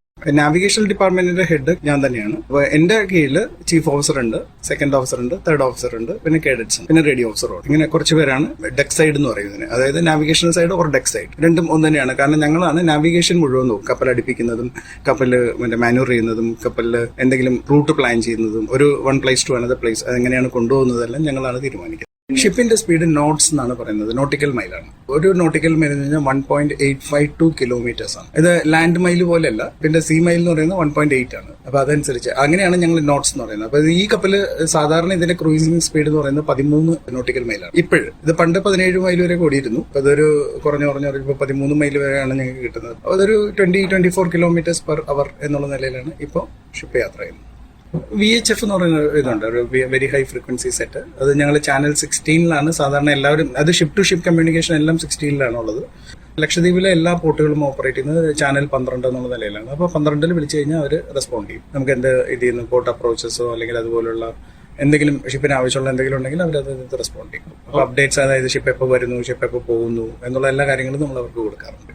ഇതിൽ നമ്മൾ എഞ്ചിൻ റൂം തൊട്ട് മറ്റേ മേളിൽ വരെ, അതായത് ബ്രിഡ്ജ് വരെ ഏതാണ്ട് 7 ഡെക്ക് ഉണ്ട്. അല്ലാണ്ട് ഇപ്പോൾ മെയിൻ ഡെക്ക് എന്ന് നോക്കുകയാണെങ്കിൽ 6ാമത്തെ ഡെക്കാണ് ബ്രിഡ്ജ് ഡെക്ക്. പാസഞ്ചേഴ്സിന് അലോ ചെയ്തേക്കുന്ന ഫസ്റ്റ് ഡെക്ക് ഉണ്ട്, സെക്കൻഡ് ഡെക്ക് ഉണ്ട്, തേർഡ് ഡെക്ക് ഉണ്ട്, ഫോർത്ത് ഡെക്ക് ഉണ്ട്, ഫിഫ്ത്ത് ഡെക്ക് ഉണ്ട്. ഈ 5 ഡെക്കുകളിലും പാസഞ്ചേഴ്സ് ഉണ്ട്. 6ാമത്തെ ഡെക്കിൽ പാസഞ്ചേഴ്സ് ഇല്ല. 6ാമത്തെ ഡെക്കിൽ ബ്രിഡ്ജും പിന്നെ ഓഫീസേഴ്സിന്റെ ക്വാർട്ടേഴ്സും ആണ്. ഞങ്ങൾ നിൽക്കുന്ന സ്ഥലത്തിന്റെ പേര് വീൽ ഹൗസ് ആണ്. ഇവിടെ നിന്നാണ് ഈ ഷിപ്പ് കൺട്രോൾ ചെയ്യുന്നത്. വീൽ ഹൗസ് എന്നാണ്. വീൽ ഹൗസ് എന്ന് പറഞ്ഞാൽ വീലുള്ള സ്ഥലമാണ്, അതുകൊണ്ട് വീൽ ഹൗസ് എന്നാണ് അതിന്റെ പേര്. ബ്രിഡ്ജ് എന്നും പറയും അതിന്. അതായത് ബ്രിഡ്ജ് എന്ന് പറഞ്ഞാൽ പോർട്ടും സ്റ്റാർബോർഡും കൂടെ മീറ്റ് ചെയ്യുന്ന സ്ഥലമാണ്. അതൊരു പാലം പോലെയാണ്. അപ്പൊ അത് കാരണം ഇറ്റ്സ് കോൾഡ് ബ്രിഡ്ജ്. അപ്പൊ അവിടെ നിന്നാണ് വീലും എഞ്ചിനും മറ്റേ അതുപോലുള്ള ബോത്രസ്റ്റേഴ്സ് പിന്നെ റഡാർ ഇതൊക്കെ ആണ് വീൽ ഹൗസിലെ പ്രധാനപ്പെട്ട എക്യുപ്മെന്റ്സ്. ക്യാപ്റ്റന്റെ കൂടെ തന്നെ ഡ്യൂട്ടി ഓഫീസേഴ്സും ഉണ്ടാവും. Duty officers in the sense ഇപ്പം നമ്മൾ പറയുന്നത് ഇത് വാച്ച് വൈസ് ആണ് ഞങ്ങൾ ചെയ്യുന്നത്. 4 മണി തൊട്ട് 8 മണി വരെ ചീഫ് ഓഫീസറും, 8 തൊട്ട് 12 വരെ തേർഡ് ഓഫീസറും, 12 തൊട്ട് 4 മണി വരെ സെക്കൻഡ് ഓഫീസർ. ഇങ്ങനെ 3 പേരാണ് വാച്ചിൽ വരുന്നത്. അവരിങ്ങനെ റൊട്ടേറ്റ് ചെയ്യും. ഇപ്പൊ 12 മണിക്കൂർ കഴിഞ്ഞ് വീണ്ടും അവർ എല്ലാ 8 മണിക്കൂർ കൂടുമ്പോൾ ഇവർ വീണ്ടും വാച്ചിൽ വരും. ക്യാപ്റ്റൻ അങ്ങനെ വാച്ച് എന്ന് പറയാനില്ല. എല്ലാവരുടെ വാച്ചിലും ക്യാപ്റ്റൻ പ്രസന്റ് ആയിരിക്കണം. പ്രസന്റ് ആയിരിക്കണം എന്ന് പറഞ്ഞു കഴിഞ്ഞാൽ എമർജൻസി വരികയാണെങ്കിൽ, ഇപ്പോൾ ലൈക്ക് എന്തെങ്കിലും ഒരു കൺസേൺ ഷിപ്പുകൾ വരികയോ അല്ലെങ്കിൽ എന്തെങ്കിലും ഒരു വളരെ ക്ലോസ് ആയിട്ട് പോവുകയോ എന്തെങ്കിലും ഒരു ഡ്യൂട്ടി ഓഫീസറിന് ഡിസിഷൻ എടുക്കാൻ പറ്റാത്തടത്തൊക്കെ ക്യാപ്റ്റന്റെ ഡിസിഷനാണ് പ്രിവെയിൽ ചെയ്യുന്നത്. ഇതാണ് ഈ സെക്ടറിൽ ഓടുന്ന ഏറ്റവും വലിയ കപ്പൽ. 700 പാസഞ്ചറിനെ കൊണ്ടുപോകുന്ന കപ്പൽ ഇതാണ്. സൈസ് വൈസും ഇത് വളരെ കൂടുതലാണ്. 120 മീറ്റേഴ്സ് ലെങ്ത്തും ഏതാണ്ട് 20 മീറ്റർ വീതിയുള്ള ഒരു കപ്പലാണ്. ലഗൂൺസും മറ്റേ ഇതും കുറച്ച് കമ്പാരിറ്റീവ്ലി ചെറുതാണിത്. ഇതിനെ അപേക്ഷിച്ച് ഇത്രയില്ല. 100 മീറ്റർ താഴെയാണ് ഇതിന്റെ ലെങ്ത്. സൈസ് വെച്ച് നോക്കുകയാണെങ്കിൽ ഈ ഒരു സെക്ടറിലെ ഏറ്റവും വലിയ ഷിപ്പാണ്. ഇവിടെ 2 ഹോസ്പിറ്റലിൽ ഇത് മെയിൽ വാർഡും ഉണ്ട്, ഫീമെയിൽ വാർഡും ഉണ്ട്. ഏതാണ്ട് ഒരു 8 പേഷ്യൻസിന് നമുക്ക് ഒരേ ടൈം കിടത്തി ചികിത്സിക്കാൻ പറ്റും. നമുക്കൊരു ഡോക്ടറും ഉണ്ട്, ഒരു നഴ്സും ഉണ്ട് അതിന് പരിചരിക്കാൻ വേണ്ടിയിട്ട്. മെയിൻലി ഇവരുടെ ഐലൻഡിന്റെ ഉള്ള ആൾക്കാരുടെ പേഷ്യൻസിനെ അങ്ങോട്ട് മറ്റേ മെയിൻലാൻഡിലേക്ക് ട്രാൻസ്പോർട്ട് ചെയ്യുന്നതാണ് ഇതിന്റെ. ഇതൊരു എന്താ പറയുക, ട്രീറ്റ്മെന്റ് സെന്റർ ഒന്നും അല്ല. ഇവിടെ ജസ്റ്റ് മാനേജ്മെന്റ്, ലൈക്ക് മീൻസ് ഒരു സിറ്റുവേഷൻ എങ്ങനെയാണെന്ന് വെച്ചാൽ ആ സിറ്റുവേഷൻ അതേ തന്നെ അത് അഗ്രിവേറ്റ് ചെയ്യാതെ ബെറ്റർ ഹോസ്പിറ്റൽ ഫെസിലിറ്റിയിലേക്ക് എത്തിക്കുക എന്നുള്ളതാണ് ഞങ്ങളുടെ ഒരു ഇത്. അല്ലാണ്ട് ഇവിടെ ഒരു ട്രീറ്റ്മെന്റ് എന്നുള്ള ഭാഗമല്ല ഞങ്ങൾ ജസ്റ്റ് ഒരു മാനേജ്മെന്റ് ലെവൽ മാത്രം. കൊച്ചിയിൽ തുടങ്ങി കൊച്ചിയിൽ അവസാനിക്കുന്ന MV കവരത്തിയുടെ സഞ്ചാരപഥം കൂടുതൽ അറിയാം. ഞങ്ങൾ 3 ഐലൻഡാണ് കവർ ചെയ്യുന്നത്. ഒന്ന് കവരത്തി. ഫസ്റ്റ് കവരത്തിയിൽ വന്നു കഴിഞ്ഞാൽ അവിടെ ടൂറിസ്റ്റിനെ ഇറക്കും. അത് കഴിഞ്ഞിട്ട് ഞങ്ങൾ അടുത്ത ഐലൻഡിൽ മറ്റേ ലോക്കൽ പാസഞ്ചേഴ്സിനെ കൊണ്ടുപോയിട്ട് തിരിച്ച് കവരത്തി തന്നെ വരും. അന്നത്തെ ഐലൻഡിൽ മറ്റേ ടൂറിസ്റ്റുകൾ അവിടെ വിസിറ്റ് ചെയ്യും. പിന്നെ അത് കഴിഞ്ഞ് വൈകുന്നേരം അവർ ബോർഡ് ചെയ്തതിന് ശേഷം മറ്റേ ഞങ്ങൾ അടുത്ത ഐലൻഡിലേക്ക് പോകും. അത് കൽപ്പേനി ആയിരിക്കാം. അവിടെയും ഇതുപോലെ തന്നെ കൽപ്പേനിയിൽ ഇവരെ ഇറക്കും. ഞങ്ങൾ ആന്ത്രോത്ത് എന്ന് പറഞ്ഞ വേറെ ഐലൻഡിൽ പോയിട്ട് തിരിച്ച് കൽപ്പേനി തന്നെ തിരിച്ചു വരും. പിന്നെ അവർ വീണ്ടും അവിടുന്ന് ബോർഡ് ചെയ്തിട്ട് മിനിക്കോയ് എന്ന് പറഞ്ഞ ഐലൻഡിലേക്ക് പോകും. ഡിസ്റ്റൻസ് കൂടുതലായതുകൊണ്ട് മിനിക്കോയിൽ തന്നെ കപ്പൽ അവിടെ കിടക്കും ഇവർ തിരിച്ചു വരുന്നവരെ. ടൂറിസ്റ്റുകൾ അവരുടെ പാക്കേജ് കഴിയുന്നവരെ ഞങ്ങൾ അവിടെ ഉണ്ടാവും. അത് കഴിഞ്ഞ് ഫൈനൽ വന്നിട്ട് കൊച്ചിയിലേക്ക് തിരിച്ചു പോകും. അപ്പൊ എവറി 4th ഡേ നമ്മൾ കൊച്ചിയിൽ തിരിച്ചു വരും. 34 വർഷങ്ങളായി തുടർന്നുകൊണ്ടിരിക്കുന്ന തന്റെ സേവനങ്ങളെക്കുറിച്ച് ക്യാപ്റ്റൻ സേതുമാധവൻ. ക്യാപ്റ്റനായിട്ട് ഏതാണ്ട് ഒരു 10 വർഷം കഴിഞ്ഞു. അതിനു മുമ്പ് ഞാൻ പല പോസ്റ്റിലുണ്ടായിരുന്നു. കാരണം കേഡറ്റായിട്ട് സ്റ്റാർട്ട് ചെയ്തു. 3rd ഓഫീസർ ആയിരുന്നു, പിന്നെ 2nd ഓഫീസർ ആയിരുന്നു, ചീഫ് ഓഫീസർ ആയിരുന്നു. അപ്പൊ ഇതെല്ലാം കൂടെ കഴിഞ്ഞ് ഞാനൊരു 1990-ലാണ് ഞാൻ ആദ്യമായിട്ട് കപ്പലിലേക്ക് വരുന്നത്. ഒരു 34 ഇയേഴ്സ് ആയി. ഇതൊരു മർച്ചന്റ് നേവി എന്ന് പറയുന്ന ഗ്രൂപ്പാണ് ഇത് കൺട്രോൾ ചെയ്യുന്നത്. കാരണം ഞങ്ങളുടെ ക്യാപ്റ്റൻസി എന്ന് പറയുന്നത് മറ്റേ ഓൾ ഓവർ ദ വേൾഡിൽ ഞങ്ങൾക്ക് ട്രാവൽ ചെയ്യാനുള്ള ടിക്കറ്റാണ് ഞങ്ങളുടെ കയ്യിലുള്ളത്. ഞാൻ ഏതാണ്ട് ഒരു 10-12 വർഷം പുറത്തായിരുന്നു. പുറത്തെന്ന് പറഞ്ഞാൽ ഫോറിൻ ഗോയിങ് കപ്പലുകളായിരുന്നു. പിന്നെ ഇവിടെ ലക്ഷദ്വീപ് സെക്ടർ സ്റ്റാർട്ട് ചെയ്തപ്പോൾ LDCL എന്ന് പറയുന്ന ഒരു വിഭാഗം സ്റ്റാർട്ട് ചെയ്തപ്പോൾ ഞാനായിരുന്നു ആദ്യത്തെ ഇവിടുത്തെ ചീഫ് ഓഫീസറായിട്ട് ജോയിൻ ചെയ്തത്. അപ്പോൾ അവിടെ നിന്ന് തൊട്ട് പിന്നെ ഓൺ ആൻഡ് ഓഫിൽ ഇവിടെ വരാറുണ്ട്. പുറത്ത് കപ്പലുകളിലും സെയിൽ ചെയ്യാറുണ്ട്. ഓരോ ഡിപ്പെൻസ്. ഇത് ഞങ്ങൾ വരുന്നതെല്ലാം കോൺട്രാക്ട് വഴിയാണ്. ഇതൊരു കോൺട്രാക്ടിന് വേണ്ടിയിട്ടാണ്. ഒരു 3 മാസത്തെ കോൺട്രാക്ട് അല്ലെങ്കിൽ 4 മാസത്തെ കോൺട്രാക്ട്. അത് കഴിഞ്ഞ് ഞങ്ങൾ അടുത്ത ഷിപ്പിലേക്ക് പോകും. ഈ ഷിപ്പ് തന്നെ ആയിരിക്കണമെന്ന് നിർബന്ധമില്ല. കപ്പലിലെ ഒരു മുഖ്യ സ്ഥലമായ മസ്റ്ററിംഗ് സ്റ്റേഷൻ അടിയന്തര ഘട്ടങ്ങളിൽ യാത്രികർക്ക് സഹായമാകുന്നതിനെക്കുറിച്ച് ക്യാപ്റ്റൻ സേതുമാധവൻ. എമർജൻസി വന്നു കഴിഞ്ഞാൽ നമ്മളെല്ലാവരും കൂടെ എവിടെ ഒന്നിച്ച് കൂടണം. മസ്റ്റർ എന്ന് പറയുമ്പോൾ കൂടുക എന്നുള്ളതിന്റെ അർത്ഥം. അപ്പൊ അത് എവിടെ ആയിരിക്കണം എന്ന് തീരുമാനിക്കുന്നതാണ് മസ്റ്റർ സ്റ്റേഷൻ. ഇപ്പൊ നമ്മൾ പറയുന്നില്ല, ഇപ്പൊ 700 പേരും എവിടെ കൂടണമെന്ന് പറഞ്ഞു കഴിഞ്ഞാൽ ആകെ ബുദ്ധിമുട്ടായിരിക്കും. അപ്പൊ ഞങ്ങൾക്ക് ഷിപ്പിൽ 4 ബോട്ട് ഉണ്ട്. മീൻസ് അതായത് 4 ലൈഫ് ബോട്ട്സ് ഉണ്ട്. അപ്പൊ ഞങ്ങളുടെ ഷിപ്പിന്റെ ക്രൂ അത് വാട്ടർ ലെവൽ വരെ ഇറക്കും. അത് ഇറക്കിയിട്ട് പാസഞ്ചേഴ്സിനെ കുറച്ച് പേരായിട്ട് അത് ഓരോരോ ക്യാബിൻ ക്ലാസ്, പിന്നെ അതുപോലെ ബങ്ക് ക്ലാസ്, ഇങ്ങനെ ഓരോരുത്തരായിട്ട് ഇങ്ങനെ കൊണ്ടുവന്നിട്ട് നമ്മൾ അവിടെ ബോട്ടിലേക്ക് ഇറക്കിയിട്ട് അവിടുന്ന് പിന്നെ രക്ഷപ്പെടുത്തുക എന്നുള്ളതാണ് അതിന്റെ കൊണ്ട് ഉദ്ദേശിക്കുന്നത്. അപ്പൊ അത് അവർ എവിടെ മസ്റ്റർ ചെയ്യണം, അത് അവർ എവിടെയാണ് നിൽക്കേണ്ടത്, അതിനാണ് മസ്റ്റർ സ്റ്റേഷൻ എന്ന് പറയുന്നത്. In case of N emergency, അതായത് ഒരു അബാൻഡൻ ഷിപ്പ് എന്ന് പറഞ്ഞു കഴിഞ്ഞാൽ ഷിപ്പ് ഉപേക്ഷിക്കേണ്ട ഒരു സമയം വന്നു കഴിഞ്ഞാൽ എങ്ങനെ ചെയ്യണം എന്നുള്ളതാണ് അതിനെക്കുറിച്ചുള്ളത്. പണ്ട് 2nd ഓഫീസറുടെ സമയത്ത് എനിക്കൊരു വലിയൊരു ബാഡ് ഇൻസിഡന്റ് കിട്ടിയിട്ടുണ്ട്. അപ്പൊ അതില് അബാൻഡൻ ഷിപ്പ് ചെയ്തില്ല, പക്ഷെ ഞാൻ ഷിപ്പിൽ തന്നെ ഉണ്ടായിരുന്നു. പക്ഷെ ഷിപ്പ് ബീച്ച് ചെയ്യേണ്ടി വന്നു. അതായത് ഷിപ്പിനെ കൊണ്ടിട്ട് കരയിൽ കയറ്റി അത് അവിടുന്ന് രക്ഷപ്പെടുകയൊക്കെ ചെയ്തു. ഞാനൊരു 2nd ഓഫീസർ ആയിരുന്നു. അന്ന് ജസ്റ്റ് സ്റ്റാർട്ടിംഗ് ആയിരുന്നു. അത് ഇറ്റ് ഹാപ്പൻഡ് ഇൻ 94-ലായിരുന്നു. അത് അയർലൻഡ് എന്ന സ്ഥലത്തായിരുന്നു, സ്വാൻസി. ലക്ഷദ്വീപിൽ വിനോദസഞ്ചാര കേന്ദ്രങ്ങൾ മാത്രമല്ല, വാട്ടർ സ്പോർട്സും ലഭ്യമാണ്. ഖയാക്കിംഗ്, സ്നോക്കിംഗ്, വാട്ടർ സർഫിംഗ്, പിന്നെ സ്കൂബ ഡൈവ്. ഇത്രയുമാണ് ലക്ഷദ്വീപിൽ സഞ്ചാരികൾക്ക് ലഭ്യമാകുന്ന വാട്ടർ സ്പോർട്സ് ഇനങ്ങൾ. ഇതിൽ സഞ്ചാരികൾക്ക് ഏറെ പ്രിയപ്പെട്ട സ്കൂബ ഡൈവിനെക്കുറിച്ച് സംസാരിക്കുന്നു സ്കൂബ ഡൈവ് മാസ്റ്റർ നിഷാം. ഞാനിവിടെ കവരത്തി സ്വദേശിയാണ്. ഞാൻ 2014 മുതൽ കവരത്തി സ്പോർട്സിൽ, അതായത് LTDC ലക്ഷദ്വീപ് ടൂറിസം ഡെവലപ്മെന്റ് കോർപ്പറേഷന്റെ അണ്ടറിൽ ഡൈവ് മാസ്റ്റർ ആയിട്ട് വർക്ക് ചെയ്യുമായിരുന്നു. ഇപ്പോൾ ഞാൻ വേറെ ജോബിലേക്ക് തിരിഞ്ഞു. ഏതായാലും 8 വർഷം 9 വർഷത്തെ ഒരു ഡൈവ് എക്സ്പീരിയൻസ് എനിക്കുണ്ട്. അപ്പോൾ സ്കൂബ ഡൈവിംഗ് എന്ന് പറയുമ്പോൾ പ്രധാനമായിട്ടും നമ്മൾ അറിയേണ്ടത് scuba, self contain underwater breathing apparatus, അതാണ് അതിന്റെ ഒരു ഫുൾ ഫോം. നമുക്ക് പലപ്പോഴും സ്കൂബ ഡൈവിംഗ് എന്ന് പറഞ്ഞു കേൾക്കലല്ലാണ്ട് അതിന്റെ ഒരു ഫുൾ ഫോം എന്താണെന്ന് അറിയുന്നുണ്ടാവില്ല. പിന്നെ ഇതിൽ പ്രധാനമായും 3 എക്യുപ്മെന്റ് ആണുള്ളത്. BCD, അതുപോലെ തന്നെ റെഗുലേറ്റർ, അതുപോലെ സ്ക്യൂബ ടാങ്ക്. ഈ 3 കമ്പോണൻസ് ആണ് ഇതിൽ മെയിൻ ആയിട്ടുള്ളത്. ഈ സ്ക്യൂബ ടാങ്ക് 12 ലിറ്ററിന്റെ വരുന്നുണ്ട്. 12 ലിറ്റർ ആണ് നമ്മളിവിടെ പൊതുവെ ഉപയോഗിക്കുന്നത്. ഇതിൽ ഏതാണ്ട് 2400 ലിറ്റർ വരെ എയർ ഫില്ല് ചെയ്യാൻ വേണ്ടി പറ്റും. ഇതിൽ പ്രധാനമായിട്ടും ഫില്ല് ചെയ്യുന്ന എയർ നമ്മൾ പൊതുവെ വിചാരിക്കുന്നത് ഓക്സിജൻ ഇതാണ് ഉപയോഗിക്കുന്നത്, പക്ഷെ അങ്ങനെയല്ല. നമ്മൾ അറ്റ്മോസ്ഫിയറിക് എയർ ആണ്. അതിൻ്റെതായ ഒരു കംപ്രസർ ഉണ്ട്. നമ്മൾ കാറിലൊക്കെ ഫില്ല് ചെയ്യുന്ന കംപ്രസർ അല്ല, ഇതിൽ ഫില്ല് ചെയ്യുന്ന കംപ്രസർ ഉപയോഗിച്ച് ഫില്ല് ചെയ്യും. വാട്ടർ കണ്ടന്റ്, അതുപോലെ തന്നെ ഡസ്റ്റ് പാർട്ടിക്കിൾസ് ഇവയൊക്കെ ഒഴിവാക്കി നല്ല പ്യുവർ എയർ ആണ് ഇതിലേക്ക് ഫില്ല് ചെയ്യുന്നത്. ഇപ്പൊ BCD എന്ന് ഞാൻ പറഞ്ഞില്ലേ, ബോയൻസി കോമ്പൻസേറ്റീവ് ഡിവൈസ് അല്ലെങ്കിൽ ബോയൻസി കൺട്രോൾ ഡിവൈസ് എന്ന് പറയും. നമ്മളെ സാധാരണ ജാക്കറ്റ് പോലെയാണ്. ഇതിൽ എയർ ഫില്ല് ചെയ്യാൻ പറ്റും. അതായത് നമ്മുടെ പോസിറ്റീവ് ബോയൻസിക്ക് വേണ്ടിയാണ് BCD ഉപയോഗിക്കുന്നത്. അതുപോലെ തന്നെ വേറൊരു കാര്യം ഞാൻ പറയാൻ വിട്ടത്, നെഗറ്റീവ് ബോയൻസിക്ക് വേണ്ടി അത് നമുക്ക് താഴെ പോകാൻ വേണ്ടി വെയിറ്റ് ബെൽറ്റും കൂടി നമ്മൾ ആഡ് ചെയ്യും. പിന്നെ വരുന്നത് റെഗുലേറ്റർ ആണ്. പേര് പോലെ തന്നെ നമ്മളെ കംപ്രസ്ഡ് എയർ ആണ് നമ്മൾ ഫില്ല് ചെയ്ത നമുക്ക് ശ്വസിക്കാൻ അനുയോജ്യമായ വിധത്തിൽ അതിനെ റെഗുലേറ്റ് ചെയ്ത് സറൗണ്ടിങ് പ്രഷറിലേക്ക് തരുന്ന ഉപകരണമാണ് ഈ റെഗുലേറ്റർ. റെഗുലേറ്ററിൽ 2 മൗത്ത് പീസ് ഉണ്ടാവും. ഒന്ന് സെക്കൻഡ് സ്റ്റേജ്, രണ്ടാമത് ഒക്ടോപ്പസ്. ഒക്ടോപ്പസ് എന്ന് പറഞ്ഞാൽ നമുക്ക് ബഡ്ഡി എന്തെങ്കിലും ഹെൽപ്പ് ആവശ്യം ഉണ്ടെങ്കിൽ കൊടുക്കാൻ വേണ്ടിയാണ്. പൊതുവെ ഡൈവിങ്ങിന് സിംഗിൾ ആയിട്ടല്ല ഡൈവ് ചെയ്യുന്നത്, ബഡ്ഡി പെയറാണ്. കൂടെ ഒരാൾ ഉണ്ടാവണം. അത് അതിന്റെ നിയമമാണ്. അതാണ് ഡൈവിങ്ങിന്റെ പ്രധാനപ്പെട്ട കാര്യങ്ങൾ.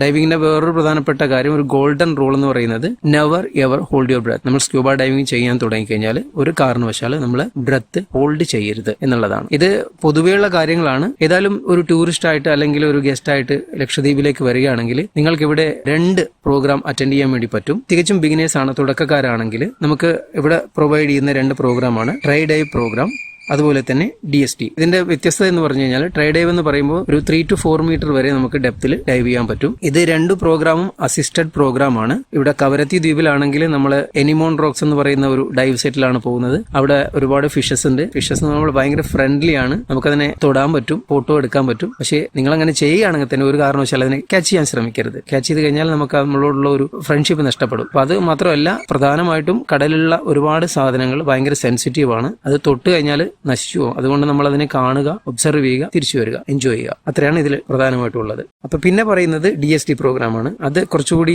ട്രെയിനിങ് ആവശ്യമുള്ള പ്രോഗ്രാമാണ്. പക്ഷേ എല്ലാവർക്കും എൻജോയ് ചെയ്യാൻ പറ്റുന്ന മാക്സിമം ആൾക്കാർ ചെയ്തു പോകുന്ന ഒരു പ്രോഗ്രാമാണ്. DST എന്ന് പറയുമ്പോൾ നമ്മൾ ഡെപ്തിൽ പോകും. അതായത് 12 മീറ്റർ ഡെപ്തിൽ വരെ നമുക്ക് പോയി ഡൈവ് ചെയ്യാൻ പറ്റും. ഇതിൽ നമുക്ക് പ്രധാനമായിട്ടും നമുക്ക് ഡെപ്ത് കാണാം, അതുപോലെ തന്നെ അവിടുത്തെ ബോട്ടം കോഞ്ചർ കാണാം. ലക്ഷദ്വീപ് പ്രധാനമായ അറ്റോൾ റീഫാണല്ലോ. അറ്റോൾ റീഫിന്റെ ഒരു സൗന്ദര്യം, അതുപോലെ ഡെപ്ത്, പിന്നെ വലിയ വലിയ ഫിഷസിനെയൊക്കെ നമുക്ക് ഈ DST പ്രോഗ്രാമിൽ കാണാൻ വേണ്ടി സാധിക്കും. പ്രത്യേകിച്ച് ഈ ടേർട്ടിൽസ് ഒക്കെ, ഗ്രീൻ ടേർട്ടിൽസ്, അതുപോലെ ഓക്സിബിൾസ് ഒക്കെ നമുക്ക് കാണാൻ വേണ്ടി പറ്റും. അത് വളരെ ക്ലോസ് ആയിട്ട് വരാനും സാധ്യതയുണ്ട്. നല്ലോണം എൻജോയ് ചെയ്ത് കാണാൻ പറ്റുന്ന ഒരു പ്രോഗ്രാമാണ് DST. പൊതുവെ ആൾക്കാർ പ്രിഫർ ചെയ്യുന്ന ഒരു കാര്യം കൂടിയാണ്. ഇതിൽ പ്രധാനമായിട്ട് 2 സ്കിൽസ് നമ്മൾ ഇവിടെ പോകുന്നതിന് മുമ്പ് പ്രാക്ടീസ് ചെയ്യും. അത് ബ്രീത്തിങ് പ്രാക്ടീസ് എന്ന് പറയുമ്പോൾ ഡൈവ് സെന്ററിൽ നിന്ന് നമുക്ക് ആദ്യം അതിന്റെ ഇൻസ്ട്രക്ഷൻസ് ഒക്കെ തരും. അതിൽ ചില ഫോംസ് ഒക്കെ ഫില്ല് ചെയ്യും. കാരണം കണ്ടീഷൻസ് ഒക്കെ ശരിയാണോ, നമുക്ക് ഫിസിക്കലി ഫിറ്റ് ആണോ എന്നറിയാൻ വേണ്ടിയിട്ടും പിന്നെ കാര്യങ്ങളൊക്കെ ഒന്ന് ഉറപ്പുവരുത്താൻ വേണ്ടിയിട്ട് ആ ഫോംസ് ഒക്കെ നമുക്ക് ഫില്ല് ചെയ്ത് കൊടുത്തു കഴിഞ്ഞാൽ അവരവിടെ നിന്ന് ഡൈവിനെ കുറിച്ചുള്ള ഒരു ബ്രീഫിംഗ് തരും. അപ്പൊ അതിൽ നമുക്ക് ഏതാണ്ട് ഡൈവിന്റെ കാര്യങ്ങളൊക്കെ മനസ്സിലാവും. അത് കഴിഞ്ഞിട്ട് നമ്മളൊരു ഷാലോ വാട്ടറിൽ കൊണ്ടുപോയി ബ്രീത്തിങ് പ്രാക്ടീസ് ചെയ്യും. ബ്രീത്തിങ് പ്രാക്ടീസ് അതായത് നമ്മൾ വായക്കൂടെ തന്നെയാണ് ശ്വാസം എടുക്കുകയും വിടുകയും ഒക്കെ ചെയ്യുന്നത്. ആ ഒരു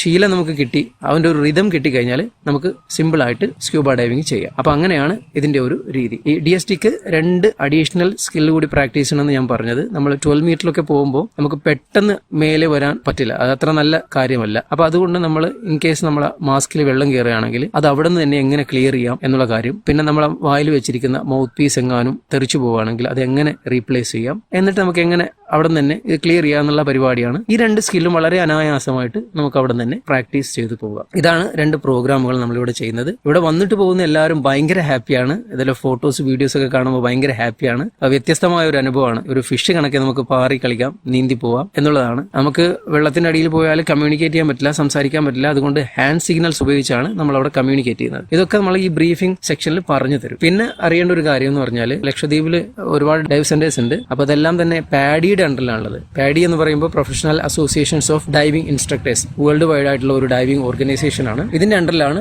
സർട്ടിഫിക്കറ്റ് കോഴ്സ് ഒക്കെ നമ്മൾ ചെയ്യുന്നുണ്ട്. നമ്മൾ വൺസ് ഒരു സർട്ടിഫിക്കറ്റ് കോഴ്സ് കംപ്ലീറ്റ് ചെയ്ത് കഴിയുമ്പോൾ നമുക്കൊരു ലൈസൻസ് കിട്ടും. ആ ലൈസൻസ് ഉപയോഗിച്ച് നമുക്ക് ലോകത്തെ എവിടെ പോവുകയാണെങ്കിലും ഈ ലൈസൻസ് ഉപയോഗിച്ച് നമുക്ക് ഇൻഡിപെൻഡന്റ് ആയിട്ട് ഡൈവ് ചെയ്യാം. പ്രധാനമായിട്ടും ഓപ്പൺ വാട്ടർ ഡൈവ് കോഴ്സ്, അതുപോലെ അഡ്വാൻസ് ഡൈവിംഗ് കോഴ്സ്, പിന്നെ റെസ്ക്യൂ, EFR, അത് കഴിഞ്ഞിട്ട് ഡൈവ് മാസ്റ്റർ. ഇങ്ങനെയാണ് അതിന്റെ ഒരു സ്ട്രക്ചർ. നമുക്ക് ഓപ്പൺ വാട്ടർ ചെയ്യുമ്പോൾ നമുക്ക് മാക്സിമം 18 മീറ്റർ വരെ ഇൻഡിപെൻഡന്റ് ആയിട്ട് ഡൈവ് ചെയ്യാൻ പറ്റും. ഇതിന് 3-4 ദിവസമാണ് ആവശ്യമുള്ളത്. നീന്താനൊന്നും അറിയേണ്ട ആവശ്യമില്ല. ഈ പ്രോഗ്രാം കഴിയുന്നതോടുകൂടി ഏതാണ്ട് സ്വിമ്മിംഗ് ഒക്കെ നമുക്ക് സെറ്റായി വരും. അറിഞ്ഞാൽ നല്ലതാണ്. പിന്നെ ചെറിയൊരു എക്സാം ഉണ്ട്, പിന്നെ വീഡിയോ വാച്ചിങ് ഉണ്ട്. അതുപോലെ തന്നെ 9 ഡൈവ് ഉണ്ട്. അതിൽ 5 കൺഫേം വാട്ടർ ഡൈവും 4 ഓപ്പൺ വാട്ടർ ഡൈവും ആണുള്ളത്. കൺഫേം വാട്ടർ ഡൈവ് എന്ന് പറയുമ്പോൾ നമുക്ക് ഈ ഷാലോ വാട്ടറിൽ ഇരുന്നുകൊണ്ട് 20ഓളം സ്കില്ലുകൾ നമ്മൾ പ്രാക്ടീസ് ചെയ്യും. അതായത് നമുക്ക് വരാൻ സാധ്യതയുള്ള പ്രശ്നങ്ങളെ എങ്ങനെ പരിഹരിക്കാം എന്നുള്ള ഒരു കാര്യങ്ങൾ. അപ്പോൾ ഇതിന്റെ തിയറി മനസ്സിലാക്കി കഴിയുമ്പോൾ നമുക്ക് വല്ലാത്തൊരു കോൺഫിഡന്റ് കിട്ടും. ഈ റിക്രിയേഷണൽ ഡൈവിൽ ഈ സ്കൂബ ഡൈവിംഗ് എങ്ങനെ മാനേജ് ചെയ്യാം, എങ്ങനെയൊക്കെ ഡൈവ് ചെയ്യാം എന്നുള്ള കാര്യങ്ങളൊക്കെ മനസ്സിലാവും. ആ ഒരു സെക്ഷൻ കഴിഞ്ഞ് കഴിഞ്ഞാൽ പിന്നെ ഉള്ളതാണ് advance open water. Advance open water എന്ന് പറയുമ്പോൾ നമുക്ക് ഏതാണ്ട് 30 മീറ്റർ വരെ ഡെപ്തിൽ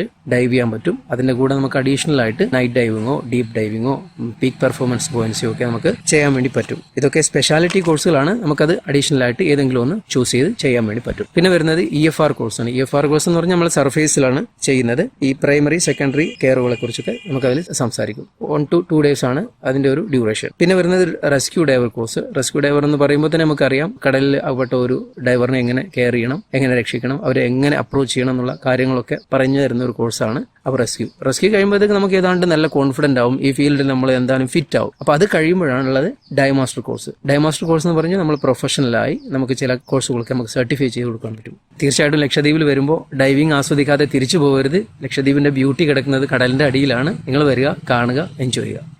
തിരുവനന്തപുരത്ത് നിന്നും കവരത്തിയിലെത്തിയ Kerala institute of travel and tourism വിദ്യാർത്ഥികളായ ഗോവിന്ദും അർജുനും തങ്ങളുടെ 1 മാസത്തെ ട്രെയിനിങ് അനുഭവങ്ങൾ പങ്കുവയ്ക്കുന്നു. ആദ്യം ഗോവിന്ദ്. മെയിനായിട്ട് ഈ ലക്ഷദ്വീപ് ടൂറിസം ചൂസ് ചെയ്യാൻ കാരണം തന്നെ ഈ ബാക്കിയുള്ള ഇന്ത്യയിലെ ടൂറിസം ഡെസ്റ്റിനേഷൻസ് വെച്ച് കമ്പയർ ചെയ്യുമ്പോൾ കുറച്ച് ഡിഫറെൻ്റ് ആണ് ലക്ഷദ്വീപ്. അപ്പോൾ അവിടുത്തെ ഒരു ഓപ്പർച്യൂണിറ്റീസും ക്യാപ്പബിലിറ്റീസും പോസിബിലിറ്റീസും എല്ലാം പഠിക്കാനായിട്ടാണ് ലക്ഷദ്വീപ് ടൂറിസം സെലക്ട് ചെയ്തത്. ട്രെയിനിങ്ങിന്റെ ഭാഗമായിട്ട് ഞങ്ങൾ മെയിനായിട്ട് ചെയ്യുന്നതെന്ന് വെച്ചാൽ ഈ ഓർഗനൈസേഷൻ്റെ ഓപ്പറേഷൻസ്, പിന്നെ policy making procedures. Tourism department തന്നെ റിസോർട്ടുണ്ട്, പാരഡൈസ് ഐലൻഡ് റിസോർട്ട്. അപ്പം ടൂറിസ്റ്റ് വരുമ്പോഴുള്ള ഫങ്ഷൻസ്, ഓപ്പറേഷൻസ്, ഡെയിലി ആക്ടിവിറ്റീസ്, പിന്നെ ഈ വാട്ടർ സ്പോർട്സ് ഉണ്ട്, സ്കൂബ, സ്നോർക്കലിംഗ്, അത് അതിൻ്റെ ഓപ്പറേഷൻസ്, ഇതൊക്കെയാണ് മെയിനായിട്ട് ഞങ്ങൾക്ക് പഠിക്കാനുള്ളത്. ആക്ച്വലി ഇപ്പോൾ 2 ഐലൻഡ്സ് വിസിറ്റ് ചെയ്തിട്ടുള്ളൂ, അഗത്തിയും കവരത്തിയും. കവരത്തി 2 ഐലൻഡ്സ് കമ്പയർ ചെയ്യുമ്പോൾ തന്നെ രണ്ടും എൻ്റയർലി ഡിഫറെൻ്റ് ആണ്. കവരത്തി കുറച്ചുകൂടെ ഡെവലപ്ഡും ക്യാപിറ്റൽ ആയതുകൊണ്ട് തന്നെ അതിൻ്റെതായ ഡെവലപ്മെൻറ്റ്സ് എല്ലാം ഉണ്ട്. എന്നാൽ അഗത്തി കുറച്ചുകൂടെ റിമോട്ടാണ്. 2 ഐലൻഡും ഒരേപോലെ തന്നെ ടൂറിസം ക്യാപ്പബിലിറ്റിയും കപ്പാസിറ്റിയും ഉണ്ട്. പിന്നെ ഇവിടെ വരുന്ന ടൂറിസ്റ്റുകൾ മിക്കവരും ഫോക്കസ് ചെയ്യുന്നത് നല്ലൊരു ബിസി ലൈഫിൽ നിന്ന് റിലാക്സേഷൻ എന്ന രീതിക്ക് വരുന്നതാണ്. പിന്നെ കുറെ പ്രോജക്റ്റ് ഇന്റേൺസ് ഞങ്ങൾ കണ്ടു. ഒരു ലക്ഷദ്വീപിന്റെ റീഫ്സ് കുറിച്ച് പഠിക്കാൻ, കോറൽസിനെയും ഇവിടുത്തെ എൻവയോൺമെന്റിനെ കുറിച്ച് പഠിക്കുന്ന കാര്യങ്ങൾ ഇന്റേൺസ് വരുന്നുണ്ട്. പിന്നെ സ്കൂബ ഡൈവിങ്സ്, അത് പ്രൊഫഷണൽ ആയിട്ട് ചെയ്യാൻ വേണ്ടിയിട്ട് കുറെ ഫോറിനേഴ്സും. അവരോട് സംസാരിക്കുമ്പോൾ സ്കൂബ ഡൈവിങ്ങിനൊക്കെ ഏറ്റവും ടോപ്പ് സ്ഥലങ്ങളിൽ ഒന്ന് ലക്ഷദ്വീപാണെന്നാണ് പറയുന്നത്. ഏറ്റവും മിസ്മർസിംഗ് ആയ വ്യൂസും അണ്ടർ വാട്ടർ സീനറീസ് എല്ലാം ഉള്ളത് ലക്ഷദ്വീപാണ്. നമ്മൾ ചെയ്തിട്ടുണ്ടായിരുന്നു സ്കൂബ, നമ്മുടെ ഡിപ്പാർട്ട്മെന്റ് സ്പോൺസേർഡ് ആയിട്ട്. അർജുൻ മലപ്പുറം എടപ്പാളാണ് വീട്. ഞങ്ങള് അക്കാഡമിക് ഇയറിൽ ഞങ്ങളെടുത്ത ഏറ്റവും നല്ല തീരുമാനങ്ങളൊന്നായിരുന്നു ലക്ഷദ്വീപ് ടൂറിസം ഡിപ്പാർട്ട്മെന്റിൽ ഇന്ത്യനായിട്ട് ചേരുന്നത്. അപ്പോൾ ഞങ്ങളിവിടെ ചെയ്യുന്ന വർക്ക് എന്ന് പറയുന്നത് ഓഫീസേഴ്സിനെ അസിസ്റ്റ് ചെയ്യുക, റിസോർട്ടിൽ ചെന്ന് ഫീഡ്ബാക്ക് കളക്ട് ചെയ്യുക, അവിടുത്തെ ഓപ്പറേഷൻസ് എങ്ങനെ. പിന്നെ ചൂടിന്റെ ഒരു ഫീൽ അറിയുന്നില്ല. കമ്പാരിറ്റീവ്ലി ഭയങ്കര കുറവാണ് കേരളത്തിലെ അപേക്ഷിച്ച് നോക്കുമ്പോൾ. ഈ സീ ബ്രീസും കാര്യങ്ങളുള്ള കാരണം ഭയങ്കരമായിട്ട് കുറവാണ്. ഇവിടുത്തെ ആൾക്കാരാണെങ്കിൽ ഭയങ്കര ഹോസ്പിറ്റാലിറ്റി ഫ്രണ്ട്ലി ആണ്, ഭയങ്കര സ്നേഹമാണ് എല്ലാവർക്കും. ഭക്ഷണം എന്ന് പറയുന്നത് കുറെ അഡാപ്റ്റഡ് ആണ്. ഹോട്ടൽ ഫുഡാണ് ഡിപ്പെൻഡ് ചെയ്യുന്നത്. മിക്കതും ഡിഫറെന്റ് ഉണ്ടെങ്കിലും പക്ഷെ നോർമലി അഡാപ്റ്റബിൾ ആണ്. കേരളത്തിൽ നിന്ന് അഡാപ്റ്റ് ചെയ്ത ഫുഡ് ഐറ്റംസ് ആണ് ഇവിടെ സെർവ് ചെയ്യുന്നത്. ഇവിടുത്തെ നൈറ്റ് ലൈഫ് എന്ന് പറയുന്നത് ഭയങ്കര അനുഭവിച്ച് എക്സ്പീരിയൻസ് ചെയ്യുന്നത് തന്നെയാണത്. നമ്മളെന്നും നൈറ്റാണ് ഏറ്റവും കൂടുതൽ പുറത്തിറങ്ങാൻ ആഗ്രഹിക്കുന്നത്. അവരായിട്ട് ഇവിടുത്തെ നേറ്റീവ്സിനായിട്ട് സംസാരിക്കുക. അവരുടെ ക്യാപിറ്റൽ ആയതുകൊണ്ട് തന്നെ പല ഐലൻഡ്സിലെ ആൾക്കാർ ഇവിടെ സ്റ്റേ ചെയ്യുന്നുണ്ട്. അപ്പൊ അവരായിട്ട് സംസാരിച്ചിട്ട് അവരുടെ ബുദ്ധിമുട്ടുകൾ, നമ്മളെ കാര്യങ്ങളൊക്കെ പറഞ്ഞ് നമ്മൾ അവരായിട്ടാണ് മിങ്കിൾ ചെയ്യാറ്.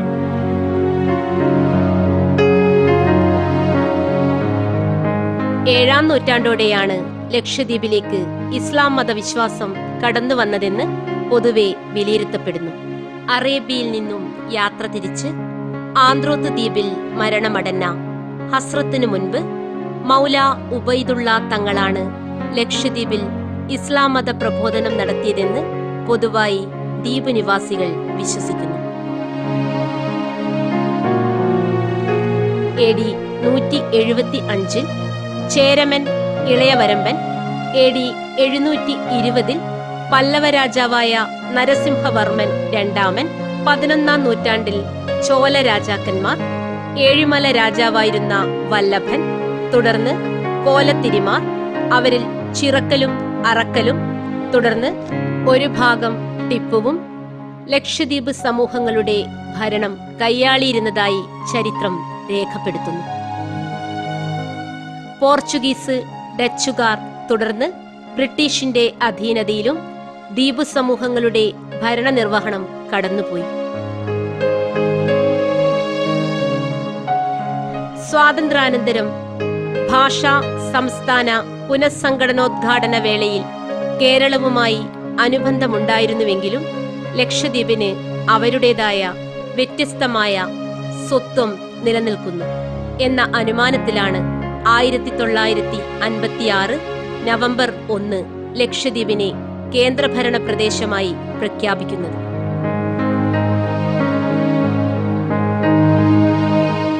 ലക്ഷദ്വീപിന്റെ ചരിത്രത്തെക്കുറിച്ചും അവിടെയുള്ള വിനോദസഞ്ചാര കേന്ദ്രങ്ങളെക്കുറിച്ചുമുള്ള ഈ ചിത്രീകരണ പരിപാടി ഇവിടെ സമാപിക്കുന്നു. പശ്ചാത്തല സംഗീതം റസാഖ് കരിവള്ളൂർ, നിർവഹണം വിനോദ് ബാബു H, കൂടെ ഷീന PM.